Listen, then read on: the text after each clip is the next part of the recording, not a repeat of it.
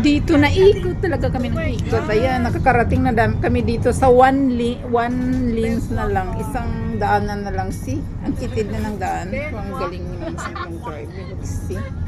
Parating kami doon. Kasi may mga hinahanap pa talaga. Kayo see, mas may magandang tanawin talaga raw doon pa sa bukid talaga ng Davao. Kaya yun, ikot kami ng ikot doon sa bukid ng Davao.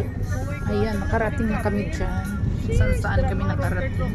Tapos ang lokot ang napakakitid na ng kaya pinasok pa rin namin dyan kaya may magandang tanawin dyan kami na puntahan daw na napakaganda.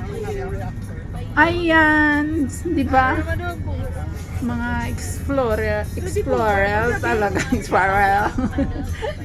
Mga information technology from ABC, explore to Davao. Naghahanap ko ng mga hinahanap nyo. Pag lang naman hinahanap nyo, sana dinala ko na lang kayo doon sa Mapua. Sa barangay sa Mapua. Ang pag doon hindi nawawala. Talagang hindi ka makikita doon dahil sa kapal ng fog at napakalamig doon. Sana doon mo kayo dinala. Sa Mapua at saka sa Dahiling doon. Sa sunod doon kayo pupunta. Dito hinahanap nyo pa yung fog, hinahabol para makita. Diba? Diba lukot ang bukid na talaga to. Napaka doon na sa tuktok ng Davao. Abi ko dapat kung galing kung gabi, hindi naman init. Slow down lang. Pero ang ganda. Grabe. Yung mga iniikot namin.